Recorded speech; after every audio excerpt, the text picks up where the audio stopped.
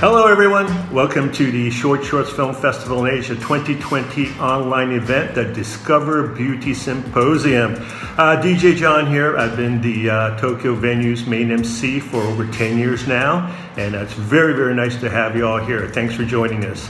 Now, it's great to have you here, and we are the largest short film festival in Asia. And we are also recognized by the Academy for Motion Pictures Arts and Sciences, also known as the Academy Awards. Now, the best short winners from our four main competitions, International, Asia International, Japan, and Nonfiction, will be eligible for nomination at the Academy Awards in the following year. So please send us your submissions. All right, so this year it's our 22nd edition, and we just began our festival. Got delayed, of course, due to circumstances. Just last week, September 16th, we started our festival, and we are very honored to be collaborating with the Japan Cultural Expo, who is co-organizing this Discover Beauty Symposium. Nice to have you here. Now, in this event, we've invited filmmakers from all around the world who are active in the audiovisual and filmmaking industry, and as well as they've participated in our short film festival in the past. So we're very, very happy to see some familiar faces and some extremely talented filmmakers. And we will explore and discuss the theme, which is Japanese beauty, seen through the aesthetic sense of the world. So let's get started. Now, you'll be able to watch the short films for the symposium as we discuss them, so please stay tuned. And for any further information, please check out our website at shortshorts.org. And let's get started. Thanks, everyone.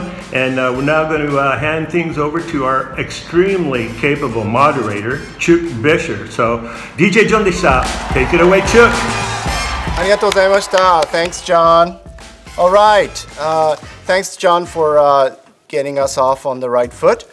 This is Chuk Besher. I'm a film producer based in Japan, and I've also executive produced one of the films that we will be touching on today, which is called Future is Mine, I Knew My Voice. And I'm happy to be here with many distinguished directors, so let's have them on. Okay, thanks everybody again for joining us. This is Chuk Besher. We are to focus today on how we discover beauty, especially in the context of film. It is said that beauty is in the eye of the beholder. That means that perhaps what I find beautiful may not be beautiful to you. But beauty is also not unique to something, a person, a nation, or a culture, although many cultures like to think of their beauty as unique only to them. But I understand that everybody, maybe even every culture, wants to think of beauty in this way, but that's probably more a psychological desire than a sense of absolute beauty. We can also learn to appreciate beauty, I think, learn about beauty and discover beauty. What seemed plain and ordinary starts potentially becoming beautiful as you learn about it, either through experience or through somebody else. I think that's much more of a constructive and inclusive way to discuss beauty. What each of us comes to understand about beauty from experience and from each other. The world is enough of a divisive place, so I would like to be a little more inclusive today in how we discuss beauty. I want to strive to be more inclusive, so that's sort of the tone that I wanted to set for ourselves today. But enough about what I think about beauty. Let's jump right in and talk about how you guys think about beauty. First, I'm going to explain tonight's proceedings. We'll start by viewing and discussing Printed Rainbow, the very touching and heartfelt animation work by Gitanjali Rao. Gitanjali is joining us from Mumbai. Hello. And she was also a previous Grand Prix winner for Short Shorts Film Festival and Asia. So really welcome Gitanjali for this symposium tonight. And then after Gitanjali, we'll be viewing and discussing New York Rhapsody, a really amazing black and white film based in New York City. A story about three personalities living and working there. And it's really a kind of an impressive film for me because I was based in New York for my studies, and it brings back a lot of wonderful memories. Sal is joining us from the Big Apple, and welcome, Sal. And thirdly, we will be viewing and discussing tonight's only documentary film. It's called Future is Mine, I Knew My Voice, about the journey of a personal empowerment of an Ainu contemporary woman, and directed by Daichi Tomida. He's known to us as Tommy, and he's here with me in Tokyo. Tommy-san, ようこそ。今日はよろしくお願いします。よろしくお願いします。Hi. And in addition to the three very prestigious directors, we will have participation and commentary from three directors joining us again from all over the world. One is Ben Suzuki, Short Shorts Film Festival in Asia 2008 Grand Prix winner, joining us from Tokyo. Okay, and then also joining us will be Isamu Hirabayashi, director of many award-winning films, and Guragakuru, a shorts film festival in Asia production, joining us from Tokyo. So welcome Isamu Hirabayashi.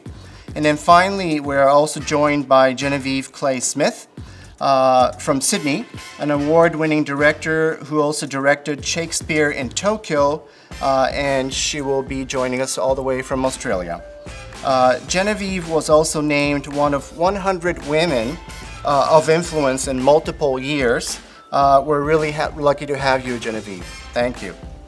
Okay, and now before we begin to show the films, let me ask the three film directors being featured today to briefly introduce themselves and their films. If you could do that in about a minute each, that would be much appreciated. Let's start with Gitanjali Rao and Printed Rainbow. Hi, so I'm Gitanjali Rao and I make animated films. My film Printed Rainbow, which I made in 2006, was screened at the Short Shorts Festival in 2007. And in 2006, the film opened in Cannes. And 2007 was very special because I was in Short Shorts with Printed Rainbow. It won the grand prize, the Asia Award and the International Award. And as Mr. Siego said, it qualified for the Academy Awards. And of course, my film was shortlisted in the last 10 films. So I think it was a very important festival. It was very valuable. And the relationship between me and Japan and Short Shorts somehow began in 2007, where they acquired the film and it was shown on Japanese television. And that's been for me, it's one of the longest association with the film, which was made 2006.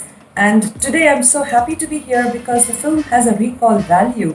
And I think I'm honored to be here in a symposium which talks about beauty, because that has been my primary concern in making animated films.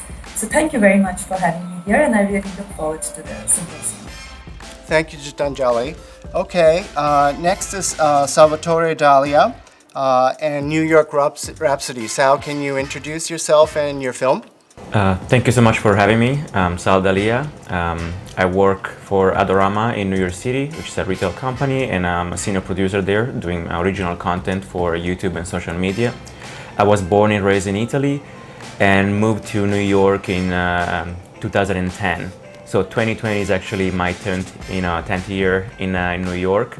And I just want to celebrate with a love letter to this city, and for love letter I mean also everything that it's hard, about living in this city, but also what makes it worth it, at the end of the day. And I hope that my movie kind of like capture the struggle and the beauty of this city. Thanks, Al. Oh, and finally, Daichi Tomita, Future's Mine, I Knew My Voice. トミーさん、ちょっと簡単に自己紹介と、映画の紹介をしていただければ。僕はですね、もともと大学では経営戦略の勉強をしていました。I studied business management in college. 映画がずっと好きだったんですけども、映像制作にそれまで携わったことがなくて、 CM とか映画を作っているプロダクションに入社しました。 I was lucky enough after college looking for work to find work available in the film industry that was making commercial and non-commercial film. CM のですね、プロダクションマネージャーのアシスタントとして映像を勉強しました。 So my first foray into film was as an assistant, just working as at the bottom ladder of making commercial films. やっぱり演出がやりたいなと思って今在籍している3 minutes に入社をして、3 minutes がウェブ動画メディアを運営しているので、そのウェブメディアで動画コンテンツの演出と編集をするようになりました。 So after a long stint just being an assistant in film production, I finally managed to get work as a film director in a company called 3 Minutes that makes commercial and non-commercial film. And there I started gaining experience making my own films. 今回の、Future is Mine っていうのはそこの、ウェブメディアで、ずっと制作していたドキュメンタリーシリーズでその最新作を監督する機会を得て、制作するにあたりました。 The firm 3 Minutes has a medium that focuses on women, and there I had the opportunity to direct one of its documentary film series, Future is Mine, and this was the film I made called I Knew My Voice. この Future is Mine アイヌの私の声は、日本に、在住している先住民族のアイヌの女性が、アメリカのフロリダ州に在住している、セミノール族を訪れてその交流を追っかけているドキュメンタリーです。 The documentary is about an Ainu woman who is striving for her own future dreams, and she goes to visit her counterparts in Florida called the Seminole Tribe of Florida, and we followed her journey there. 本日はよろしくお願いします。 Thank you very much. Looking forward to conversing more with you. Okay, so those are the 3 films and the 3 wonderful directors. Let's see the first film, and I would like to ask Gitanjali later about how she feels about the beauty elements in her film. So here we go, Printed Rainbow.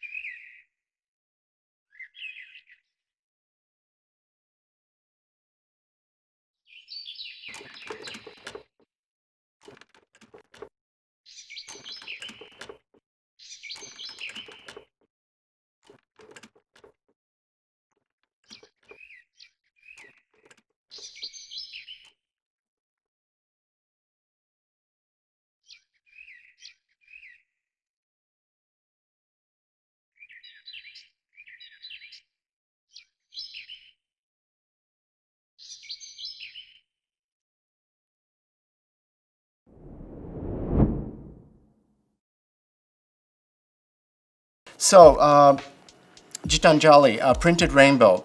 I found your film not only aesthetically beautiful in terms of its cinematography, but beautiful as a kind of wonderful philosophical story.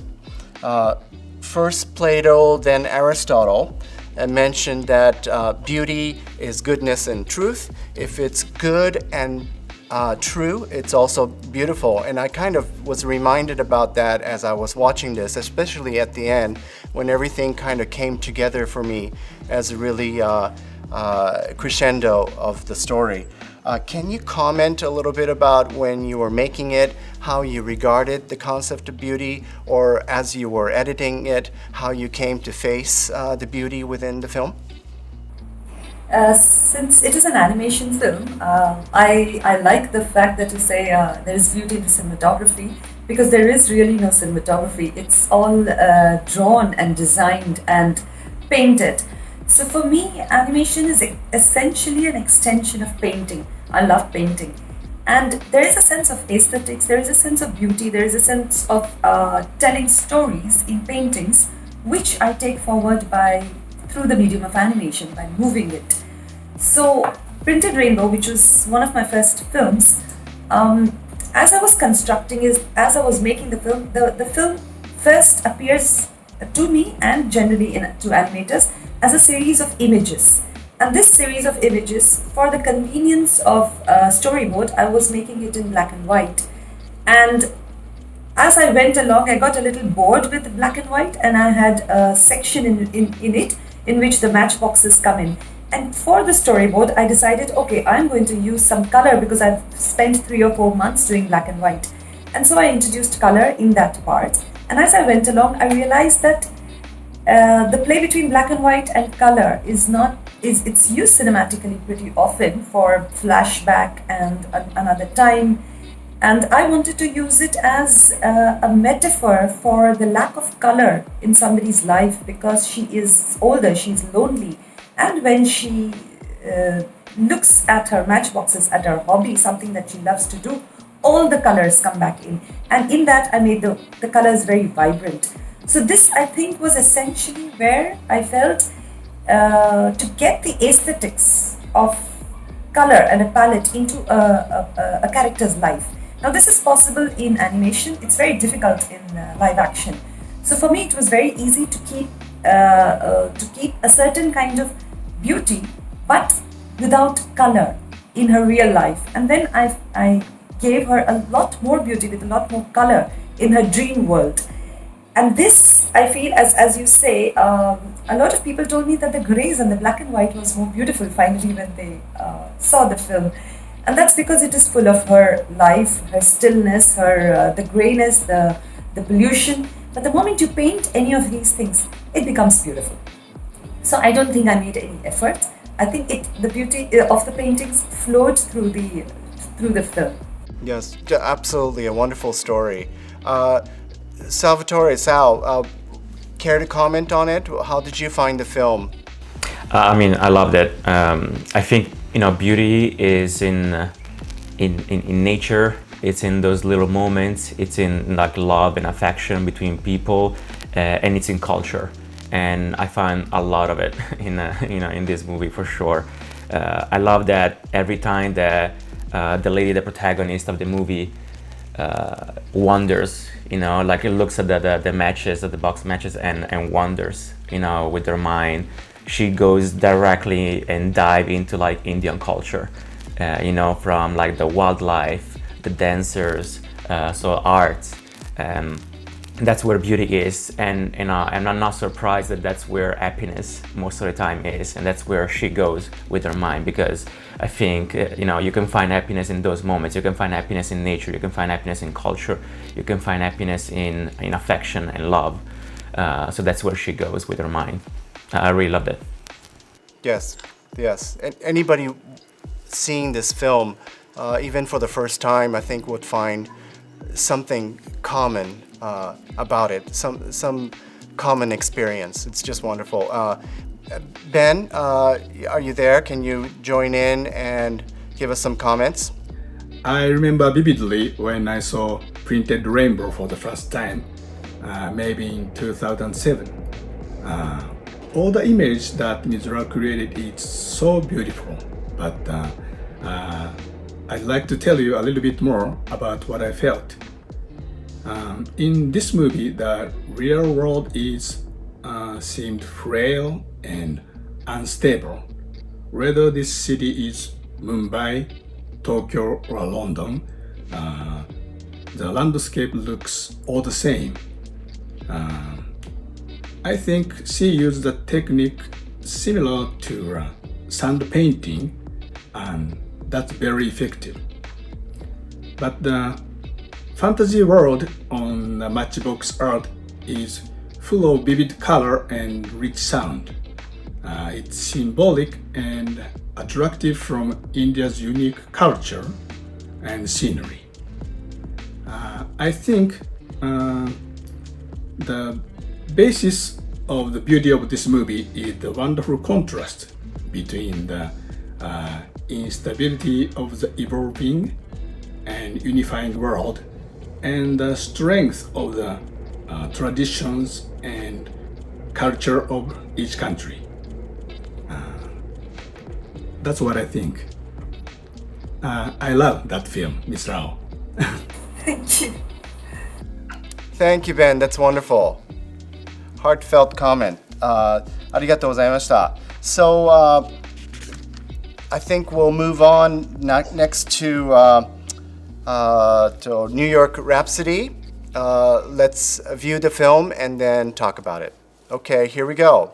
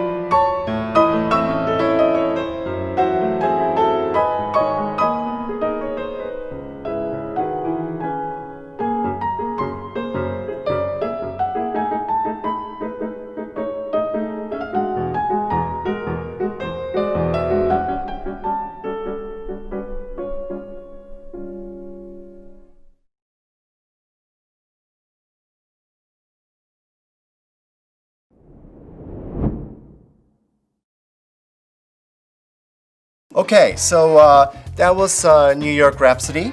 So let's talk a little bit about this film and the beauty within it. I was particularly struck by the beautiful balance between the soundtrack and the cinematography in your film. Having lived and gone to school in New York City, it felt extremely nostalgic, and I forgot how beautiful New York City can look from so many different angles and perspectives. It was just wonderful. But Sal, tell us a little bit about when you were making it, how you regarded beauty, and what aspects of the film as you were creating it felt beautiful to you. Yeah, I like to think that it took 10 years to make this movie. Not because we actually, it took physically 10 years, but it's just because it's the story of my 10 years in New York City. The three characters in the movie, they kind of like represent parts of my life as a creative person, as an artist in New York. And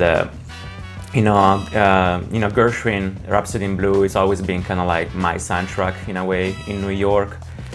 Since probably the first time that I saw, Manhattan from Woody Allen, it's always kind of like, resounded with what the city is, even more than like more modern, music and songs about New York. And I always wanted to just tell the story of the city through the entirety of that, track, that beautiful music. So basically, I decided to kind of like make it work. Originally the plan was to shoot every day for 1 year and then put everything together. But then I decided to actually tell the stories of three creative people working in New York City with three different, way of like a live life in general. And of course the filmmaker, it kind of like represents a lot of what I did, at the beginning in New York. So like, working 3-4 jobs in one day, because that's what New York is. In 20 minutes you can go to like a different part of the city and do another job. So, I was like hustling, and trying to survive the city. But then in the end of the day, everything is worth it because the connection that you made and how much like passion is around you, and all like everyone is like looking for something, it's like reaching a goal in this city. So it's kind of like, it's pushing you to just do better and and become better. And that's what I love the most, about the city. And that's kind of like what represents like the ending of the movie.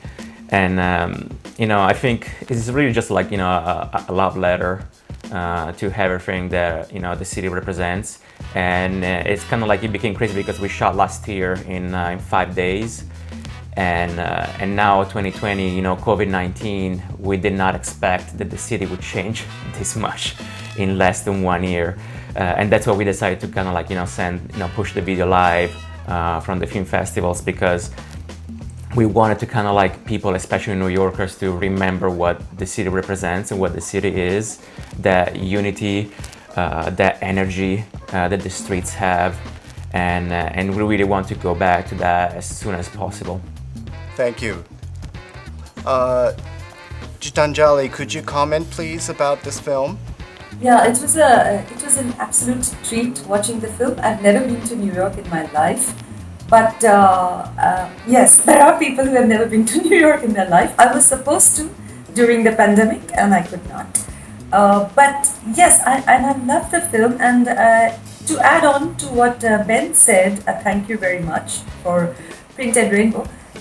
That's exactly what I felt when I saw the film, that a city like Bombay or New York or Paris or any other city which is hustling, bustling, London, can actually become a black and white blur in a way from which you seek the beauty, you see the beauty as a filmmaker. And I think that the two films relate very beautifully, because in New York Rhapsody, the music is very seductive, but it's, as you said, the energy of the city, it's so much there in the film. It's very powerfully there. It's very impressively there. And yes, for me, it will become one of my glimpses of New York. Thank you very much for the film.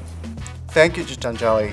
You said the right thing that I was trying to articulate, which was that I know it's a film about three characters and their sort of life and trials, but there is that fourth character, and it's the city. It really, it had a very important role. It might even win the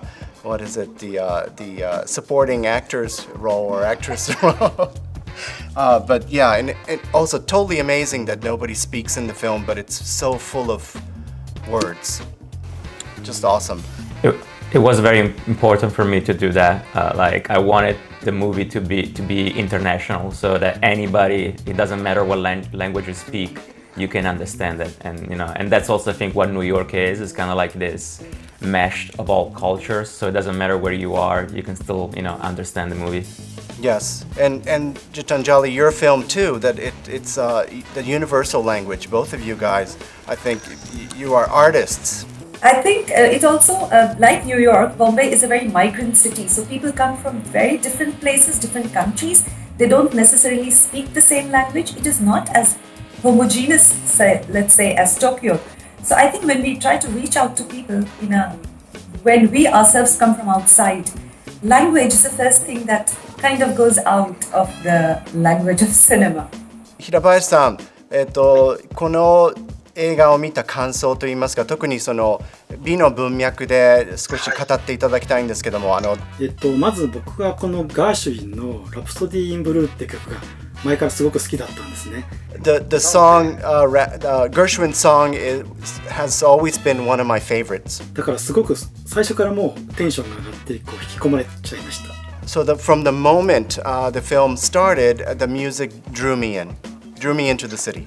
で、あとこの作品は前編セリフがないんですけど、音楽との相乗効果で本当にこうセリフが聞こえてくるような感じがすごくしました。Despite the lack of words or spoken words in the film, the synergy between the images and the music almost spoke words. 特にモノクロの映像の美しさがすごく素晴らしくて、こうどこを切り取ってもこう写真集のようになる作品だと思いました。I found the black and white photography to be absolutely beautiful, almost like you could stop it and freeze it frame by frame, and it could be a photo book, a coffee table photo book. コントラストが高い映像なんですけど、白と黒の中にもすごく豊かなグラデーションがあって、それによってその美しさがすごく際立つ映像になっていると思います。It's a highly gradation-oriented film, but the contrast between the black and white and its subtleties, I think, really brings out a lot of abilities and beauties in the film. で、ちょっと専門的な話になるんですけども、if I could for a moment speak a little bit technically. ミリ数の長いレンズで撮影したフォーカスがすごく浅い映像と、you have a combination of its very fine millimeter lenses. でそのレンズのミリ数が短くて全部フォーカスが合っている映像のバランスがすごく絶妙だと思います。I think the balance between the small millimeter lenses and the perfect focuses is just amazing. で、さらにフレームレートがノーマルのフレームレートの映像と And the frame rate, it's a normal frame rate imagery. あとハイスピードのフレームレートの映像のバランスが And the balance with the high speed frame rate imagery. That's amazing. で、それが音楽の展開ともすごく合っていて You've matched it perfectly to the evolution of the music. そのバランスがすごく良くて美しい作品っていう印象をそれが与えてる気がしまし And た。 I think that balance that you attain between these two sort of extremes brings out beauty. ありがとうございます。Thank you. 平林さん。I don't know if I did the translation justice to the beautifully poetic way that he was discussing technology there, but did you get that, Sal? What do you think? Absolutely, and I'm a geek, so I can totally dive into that, and I love it. I love everything about it, and but he actually nailed what the heart of the structure of the movie, is, because even the black and white, it was a choice because New York, it's not black and white, it's like 1,000 shades of gray. That's what New York is, and it's in the details, and that's why every shot is so curated, because New York is that coughing in the morning, looking through glass at the people passing by. Is that girl running with the fire hydrant, under the water. It's all those little moments, and that's actually why, I changed so much. The frame rate, the type of the wide angles to the the zooms. It's because New York, it's all that. It's not just one focal length. It's not just one color. It's all those shades. It's all like different focal lengths. It's all the different frame rates. And actually, technically, I use 9 different cameras for this, movie, because I use from a GoPro that anybody can have to like an Aria Mira that is like a very expensive, camera. So, and since I shot a lot of B-roll throughout the years, there are 9 different cameras used, for this movie, because it doesn't matter even what support you use to tell the story. It's the mix of how all this mix gets together and becomes New York. I think that's why even the technical aspect, it's part of kind of like the structure of the movie. All right, wow. So from art to technology, I think we're covering all bases of the aspects of beauty here. Thank you very much, all 3 of you, for chiming in. Okay, so next we're going to move on to our 3rd film, and we'll watch Future's Mine, Ainu, My Voice. Please enjoy. 夢は歌手になりたいです。好きな歌手は安室奈美恵ちゃんです。女優になっていろんなドラマや映画に出てみたいです。アパレルの仕事ができたらいいなと思ってます。なんだろう、幸せになりたいです。夢、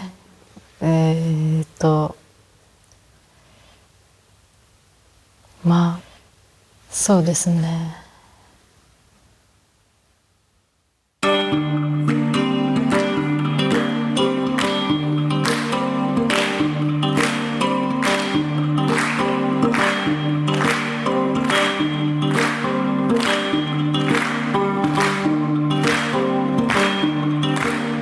すごいちっちゃい時は安室ちゃんみたいになりたかったかななんか歌って踊れる人みたいな。うちのお母さんとかお姉ちゃんがアイヌの踊りを踊っていたので、物心ついた時には私も真似して踊っていたし、踊ったらすごいみたいな感じで言われるので、すごいいい気分になって踊ってたんですよね。小学生になってちょっとこうアイヌアイヌって言われたりするので、なんでアイヌなんだろう私っていうので、アイヌである自分が嫌いになったんですけど、それが18歳までずっと続いてましたけど、札幌に18歳で出た時にアイヌの話を気兼ねなくできる友達ができて、アイヌ文化を楽しんでいた時の自分を思い出して、で沖さんのやつを見て私もやってみたいなと思って、沖さんのライブを見終わった後に挨拶に行ったら、なんか歌やりたいんだってみたいな感じで、よろしくみたいな感じでそのまま入ることになりました。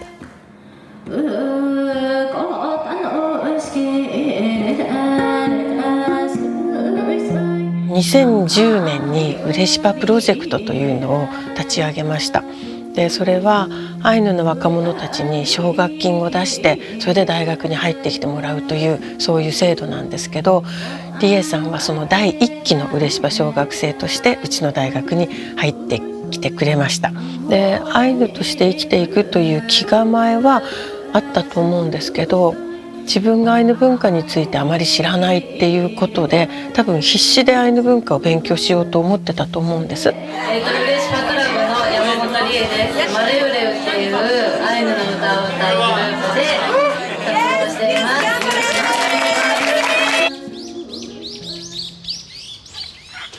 娘を産んでから今までの人生がすごい一瞬に感じて、このままだと何もできずに死んじゃうなと思って、あっという間に終わっちゃう、このままでいいんだろうかっていうのはすごい産んでから思いましたね。今あんまりマレウレウとしても活動してなくて、ゲストハウスの仕事ばっかりしていて、でゲストハウスと家の行き来しかしなくなったら、やっぱりこう歌とか交渉文芸とかをもっとやりたいなっていうふうに思ってきて、それで食べていけたらなんか言うことないなっていうふうに思って。ねかといる近くに姉はくしたパレカンルエねせこせいぱん裏目ところうわんてくにパネルエねせころかいぺ歌えかねぬねうわくねぺとんまアイヌとは北海道を中心として独自の文化を育んできた日本の先住民族。動物や植物、道具などあらゆるものに魂が宿っていると考え、それらすべての存在、いわば神々のことをカムイと呼んでいます。彼らはカムイや祖先への感謝や敬意を歌や踊りによって表現してきました。独自の文化や世界観を守って生きてきたアイヌですが、特に明治時代以降、和人と同じ生活を強要する同化政策により、アイヌ文化は途絶える危機に陥ります。昔から受け継がれてきた伝統だけではなく、日本に統合されたことによってその土地に住む権利も奪われました。その際、アイヌ語の使用も事実上禁止されたため、今現在日常会話としてのアイヌ語を自由に操れるアイヌはほとんどいません。しかし、さまざまな文化や生きていくための知恵など、アイヌの人々は交渉文芸という形で語り継いできました。長年受け継がれてきた物語をメロディーに乗せて伝えることで、アイヌの文化や伝統を学ぶことができたのです。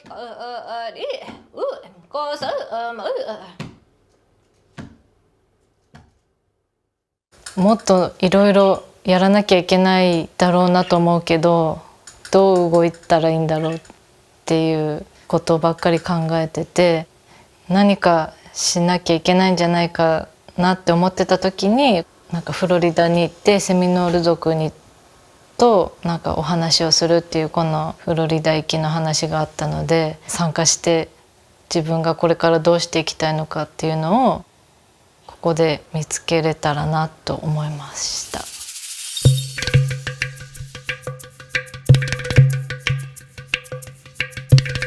アイヌのことをやってる裕福な人とかってあんまりいないというか、こうみんな仕事と掛け持ちして頑張ってる人が多いので、余裕がなきゃできないですよね、そういうのが。セミノール族の人たちはそういう余裕とかあるのかなっていうのがちょっと分かんないんですけど。おー、すごい。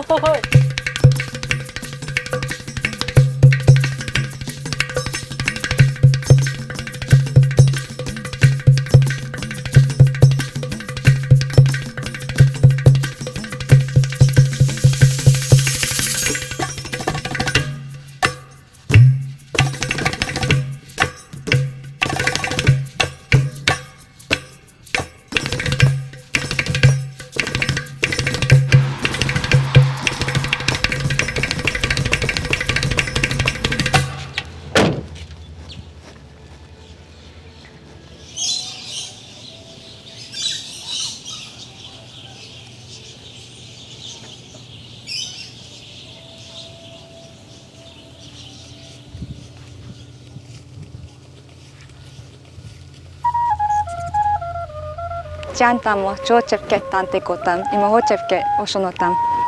Dan karapte akan kotan taskupek wa kaya no rie sekoro kurehean.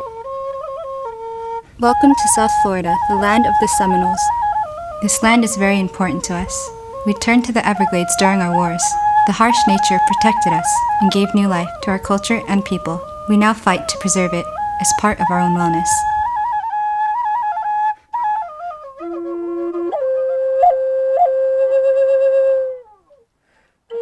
There are people I want you to meet. Let me introduce them to you. I believe they will be helpful to your journey of empowerment.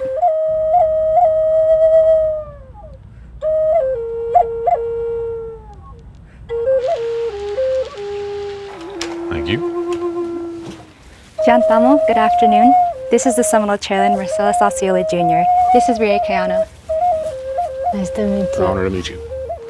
So what is it that you feel is your goal? I try not to be difficult.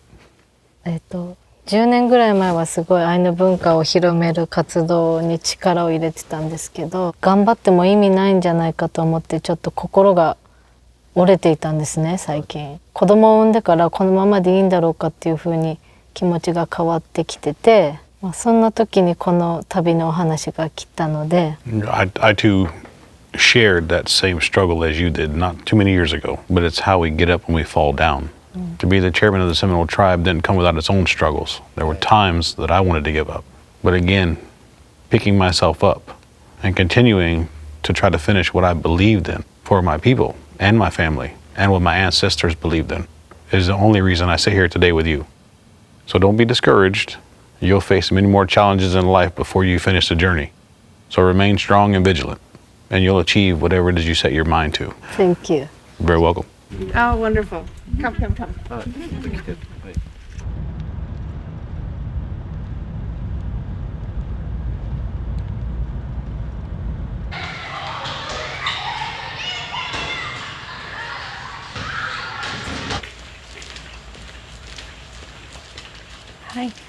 Hi, Ria. My name is Emma Brown. My name is Rie. Nice to meet you, Rie. Nice to meet you. Welcome to Pimieta Imahaga Charter School.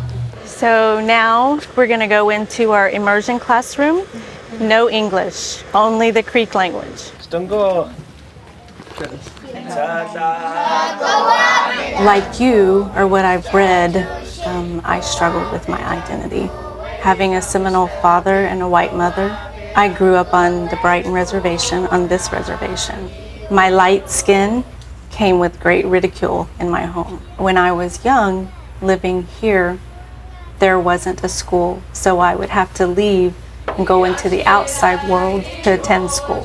There, I didn't know where I fit because the stigma of being a Native American. 英語喋っちゃいけないのにそのクリーク語だけで会話をして笑ってたりしたので、アイヌではそういうところあまり見たことがないのですごく感動しました。I can tell you that our elders wondered if we would ever have this. There was such a huge gap to eradicate the Indian, to remove the Indian from the child, that now we are fighting to preserve that. And so it can be done. You are right where we started. It probably seems like a distant dream that can't be done, but it can. And what you saw today is proof of starting with almost nothing to having our language being revitalized and brought back. But it takes people like you to believe that, to know that, and to carry that forward. So now, the whole school wants to greet you and tell you hello. Okay. So we're gonna walk around the school and greet the kids. Estango, irán karapte. こんにちは、ようこそ。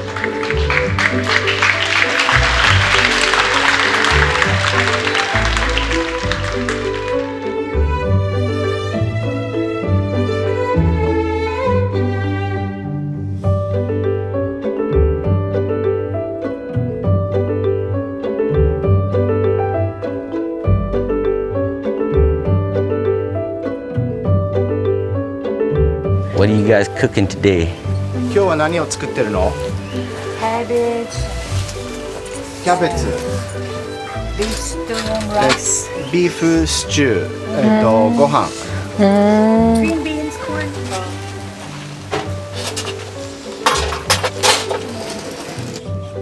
すごい可愛い。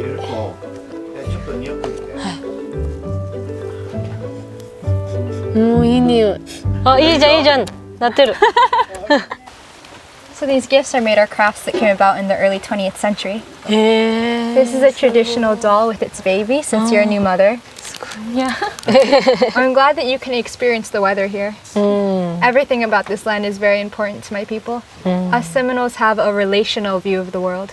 いつからそのリーダーになりたいと思いました。プリンセスになりたいと。I think it's within our Seminole community that everything that was given to me will be the benefit of everybody. So my education through a scholarship was so I could serve my tribe. When in your journey did you want to represent your people? 小さい時は周りはアイヌじゃない人ばっかりだったので、こうアイヌであることを少しバカにされたりとかしてきたんですね。だからちょっとこう離れてる期間があって、で19歳にやっとこうアイヌのことをやろうと思ったんですけど、それはこうやりたくてやってるだけでアイヌを代表しようとかそういうふうに思ったことはなかったです。I feel the same way sometimes. I find my inspiration in a Native American saying that everything I do is my ancestors' wildest dreams. So just living and breathing and knowing my indigenous life is all they had hoped for.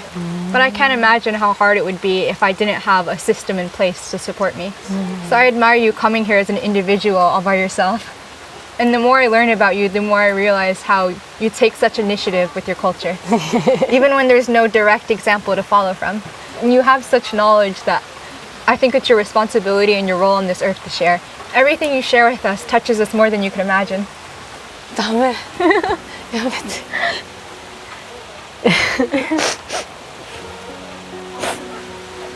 なんか私もアイヌ文化もジュランテさんみたいな人が育つような環境にしていきたいなと思いました。発言は苦手だから表現し続けていこうかな。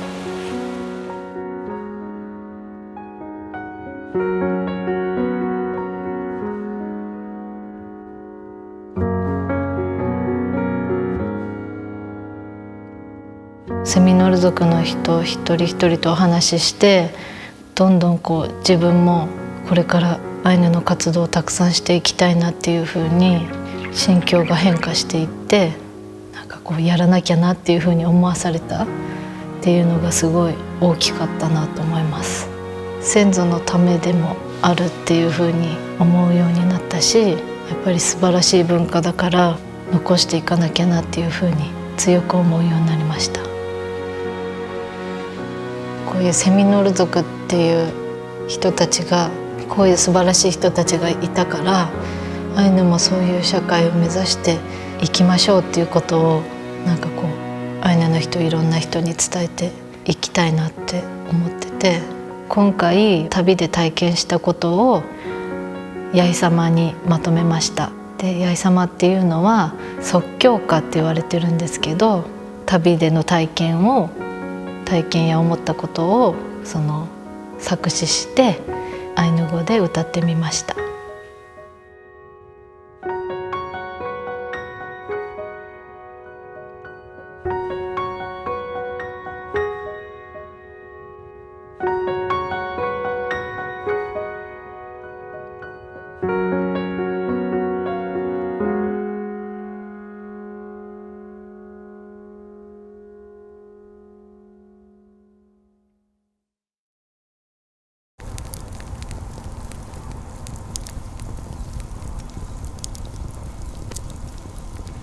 Samanei na atu atui ben lulu de atui ben lulu kujin kamare seminoru ani ure koro utara kuetu nan karata no kai utara kyutum pirika yayo tu ashno Uyainu hi ukeutumu Uopeka no ankoraji Kukoyai kata no kukarakusane Arapita no kukoro irawe Somotaban aku shinrichi Rawapneku pirika ashika Kukarawane chikramuritenka Anikunu watapan ita くを歌りく濡れる薄いあにくやいこといましらむすえやいさまねいなほれいほれんなやいさまねいなほれいほれいたん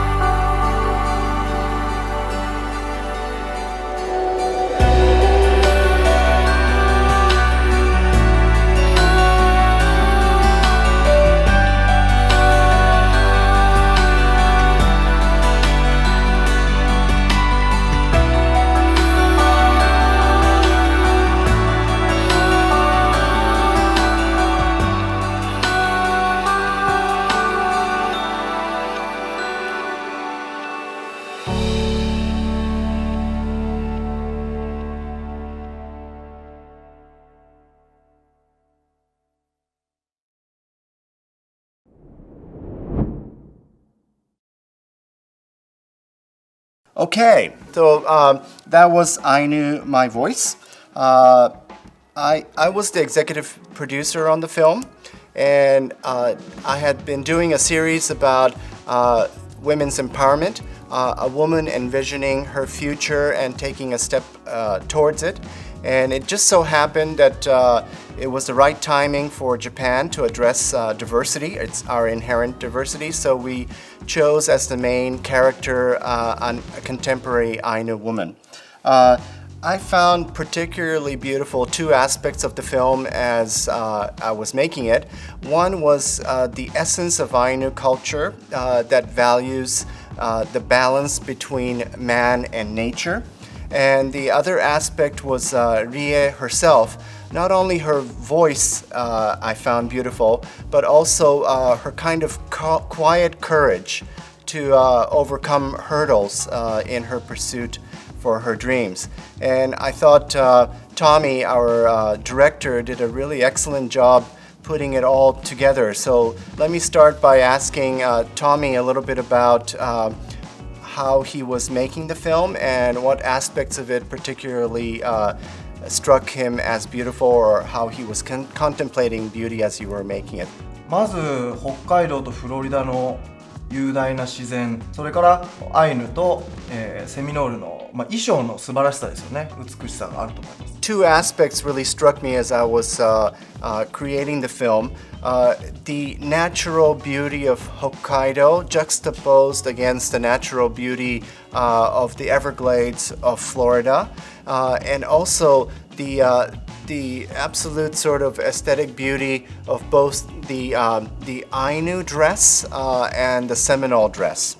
ニューヨークラプソディとですね、プリンティッドレインボーがもう最高すぎたので、ちょっとこの2つももう絡めてコメントしたいんですけど、because I was so impressed with both New York Rhapsody and Printed Rainbow, I want to sort of integrate how I felt about both those films in what I'm about to say. 今のその自然の美しさとかっていうのはこの2つにも僕はすごくもう共通しているものだと思っていて、I felt the beauty of nature in both your films. でプリンティッドレインボーの方はですね、マッチ箱の世界に飛び込んだ時にもう予想をはるかに超える自然豊かなカラフルな世界に飛び込みますよね。Printed Rainbow absolutely shocks you once you enter the color of the matchboxes and you're confronted with the beauty of nature there. でニューヨークラプソディの方は映ってるのは自然というよりもニューヨークの大都会なんですけども、 And of course for New York Rhapsody, the nature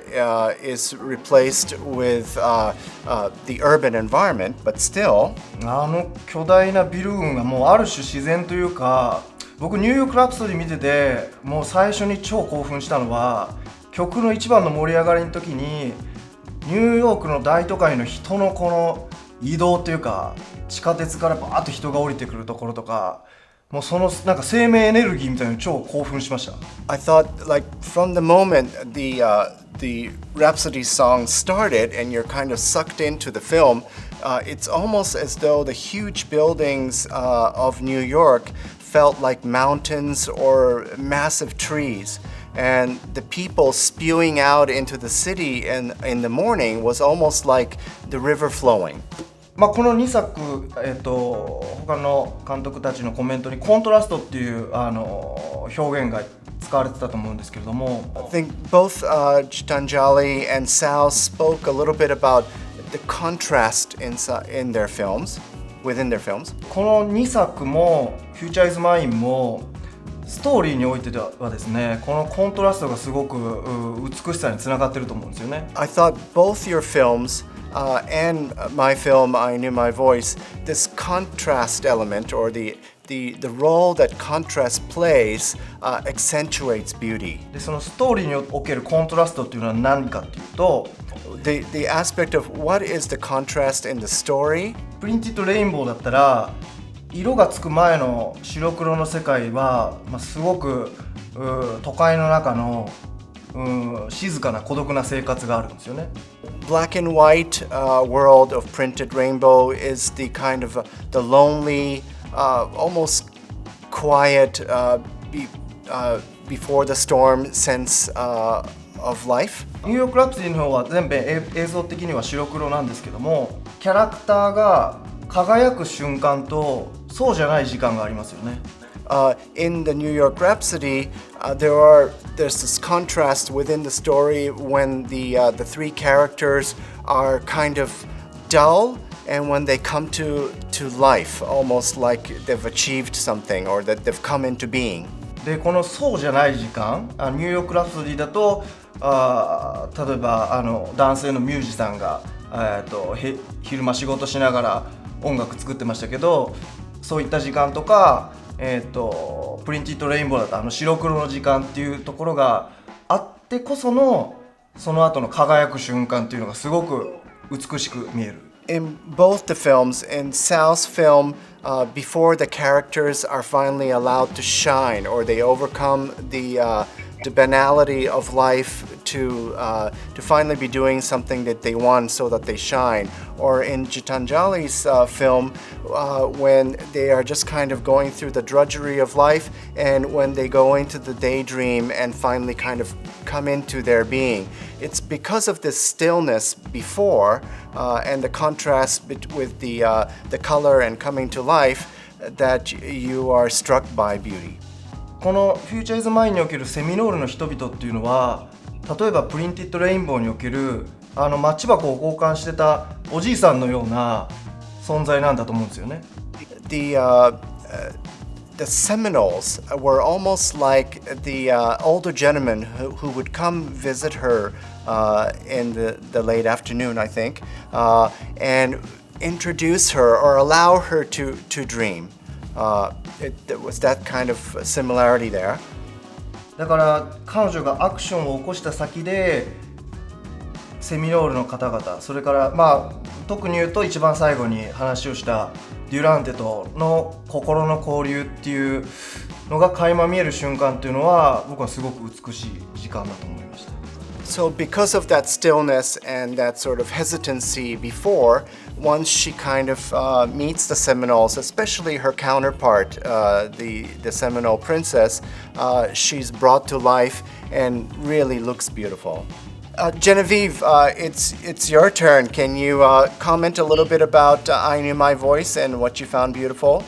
I loved this film. I watched it not knowing what to expect. And I was so moved by the relationship between the two women. The conversation between these two young women who were passionate about their culture and heritage made me cry. And this is what I thought was so special and beautiful about your film, was the importance of Indigenous heritage and culture. But from a female perspective, and I love that it shows a concept which is women supporting women. It's a part of our movement in terms of the new feminist wave of feminism. In Australia, we have our Indigenous First Nations people. And I just think that this film is relevant to any nation that has an indigenous culture to show the beauty and value of that culture. So I really can't express how much I loved this film and how it just blew me out of the water and blew my expectations away. Thank you very much, Clay-san. Thank you. I really wanted to translate that because I want to inspire this young man to keep making good films like this. Thank you, Tommy. Sal, can you also comment a little bit about Future's Mine and I Need My Voice? Yeah, definitely. I think the thing that I love the most about the movie is the cultural aspect. You know, at the beginning of the movie, it wasn't clear to me how, you know, the culture of this girl was perceived by the rest of, you know, the country, or, you know, the rest of the culture, Japanese culture. But then once you compare it to the Native American in Florida, then it was clear exactly, you know, what you were trying to achieve and what was her struggle. And, you know, for me personally, I'm an avid you know, history books reader. And I think I'm one of those guys that believes that, you know, tell me your history and I'll know who you are. And, you know, in this kind of like, you know, globalized world where many cultures are kind of losing track of their history in a way, and they're, I think, losing track of who they are. You know, I think the search of this woman for her, you know, her voice, her culture, is exactly basically discover who she is, you know, where she's coming from and who she's gonna be as a woman in the future. And this is for, you know, each one of us, honestly, like, you know, knowing your history, where you're coming from, and it lets you exactly know who, like, what's your place in the world, and how you can actually, you know, go and grow as a person with the other cultures. So, before we show Splendor, let me tell you a little bit about the next section of our symposium. The co-organizer of this Discover Beauty Symposium is Japan's Cultural Expo, which introduces the arts of Japan to the world based on the theme of humanity and nature. The expo will showcase 10,000 years of arts history in Japan from the Jomon period, prehistory, all the way to the contemporary modern times, covering the arts and cultural assets of Japan, from performing arts to media arts to music to literary arts, food, nature, daily life, design, and fashion. With this concept, we would like to introduce Japan Beauty to the next generation of people, both in Japan and overseas, and hopefully encourage many people from all over the world to come to Japan and discover something beautiful about Japan that interests them. Here at very last, we would like to show one film called Splendor, directed by Joe Takayama, a Japanese film director. It's an algorithmic computer animation piece that features geometrical patterns found in Japanese traditional crafts such as kiriko. It's the art of cutting glass. And kumiko, the Japanese wooden lattice work. Both have sort of this geometric patterns in common. This work specifically used a technique called L-system to stimulate a growth of the patterns. So please enjoy this short film called Splendor. It will be recognized later during the film festival. Okay, so enjoy Splendor.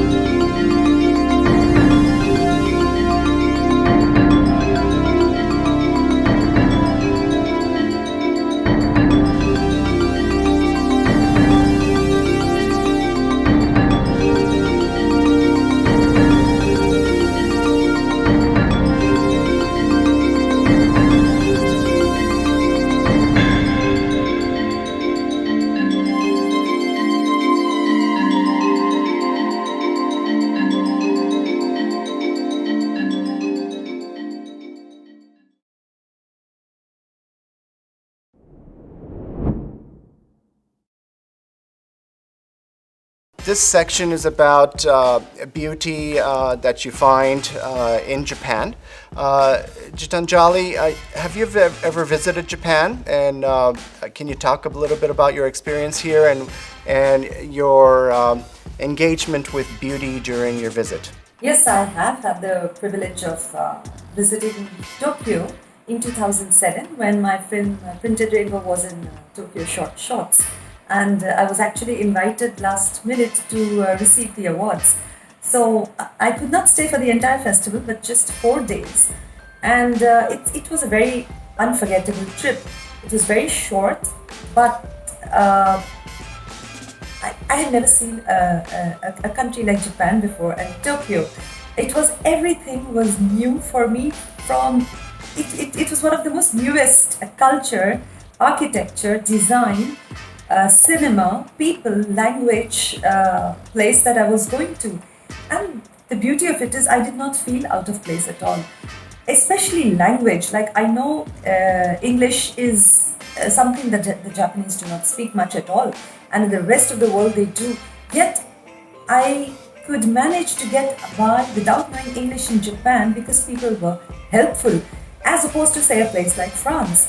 And that I found was the beauty of a culture, that you want to help somebody who's from outside. You want to communicate. And we as Indians also have that feeling, we will try and learn your language to be able to welcome you. So I found that extremely beautiful, that there is a culture which understands that you are from a very different culture but wishes to embrace you. And this continued from the moment I landed till I went back. It was Seigo Tono taking me through the festival, meeting all the people, the architecture of the place, and the beauty of the details. This is something I love Japan for. Outside a restaurant in a building, you will see a very highly technologically superior building or a sculpture which is very impressive. And when you enter that, you go down and you have your food and you have your sake and you have the chopsticks and the ceramic and the way the tea ceremony, it's exquisite.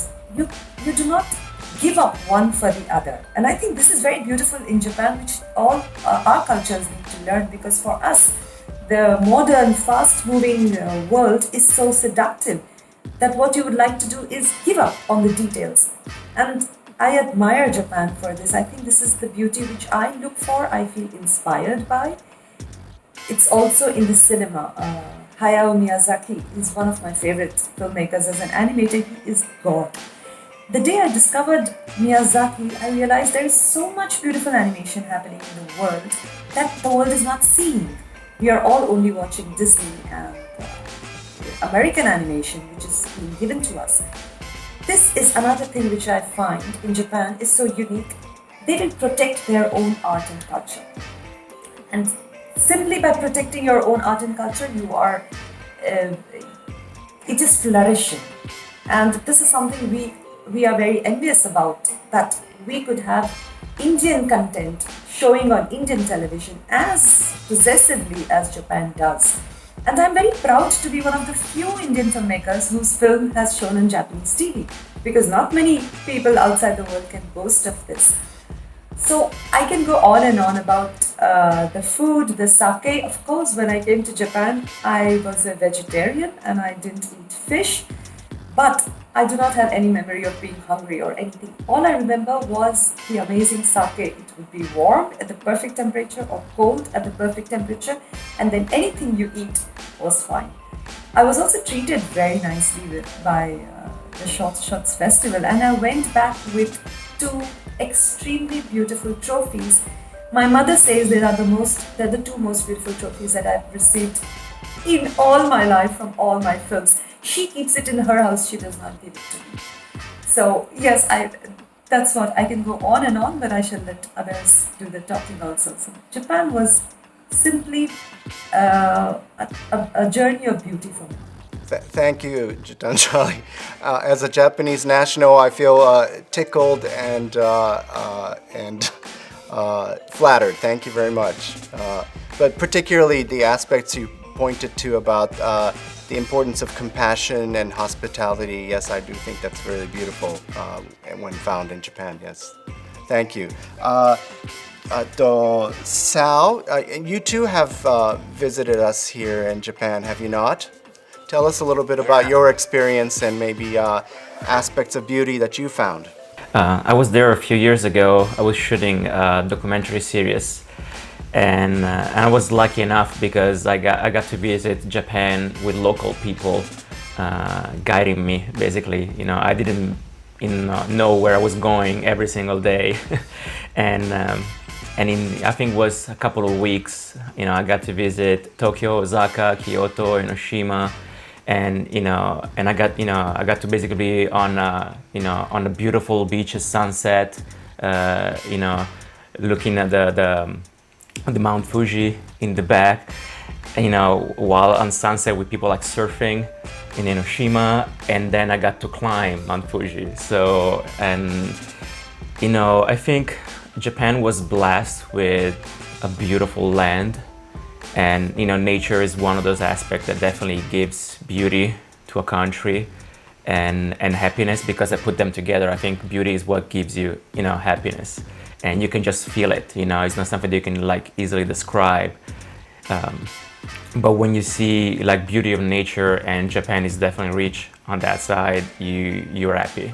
You're like automatically happy. The other one is culture. I'm a European. I was born in Italy.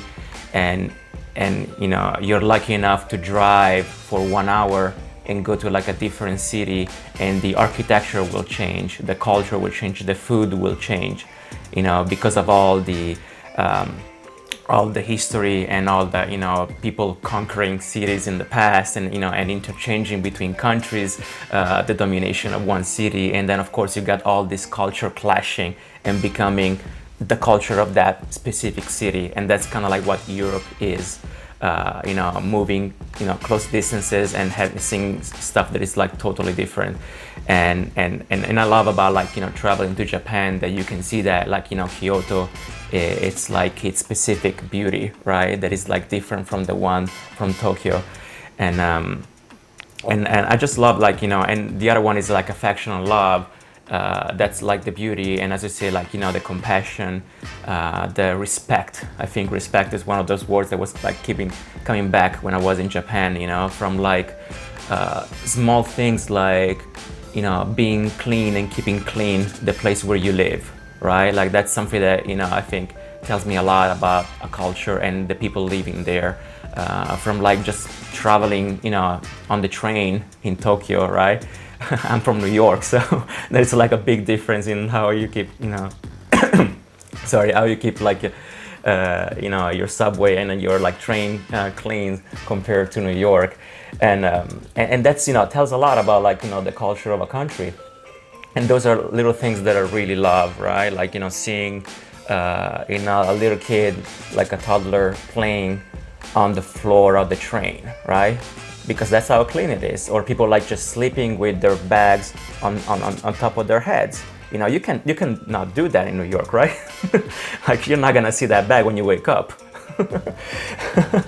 So that's respect. Respect. That's something that I really, really, love, and something that I wish other countries and other cultures in the world would learn. I think from Japanese people.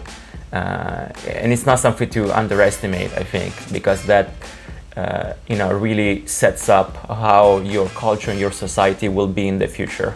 The level of respect you have for the person next to you. Thank you. So much flattery. じゃあ Ben さんお願いします。Ben, would you talk a little bit about either you could react to the comments that Gitanjali and Sal made, or speak to your sensibilities about Japan and its beauty?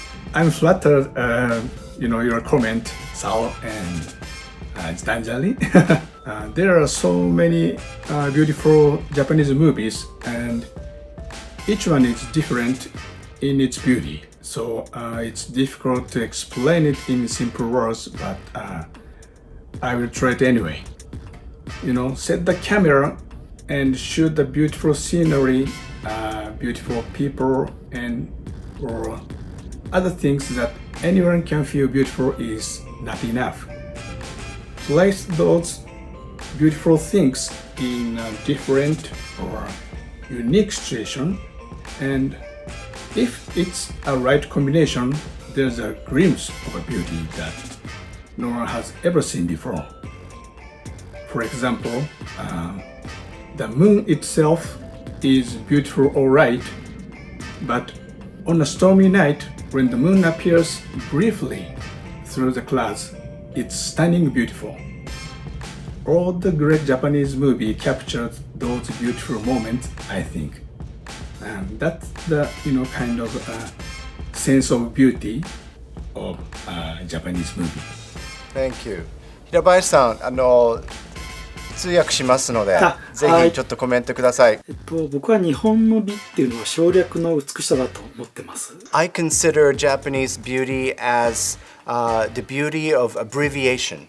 ですごくデザイン的と言ってもいい気がしてます。It's almost design-like. で、その一方で見た目は省略されているんですけど、What you see is abbreviated, but その背景にある伝統とかコンセプトっていうのはすごく豊かだと思うんですね。The traditions or the concepts that support what you're seeing in the background is very rich.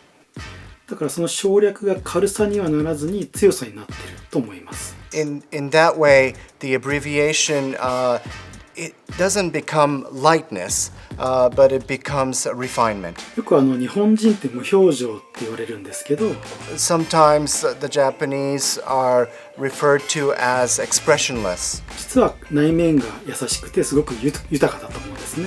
But I think inherently within many of us are compassionate and rich in feeling. だから日本の美っていうのは日本人そのものを表現している、表していると思ってます。So in that sense, I feel like Japanese beauty is an expression of Japanese people.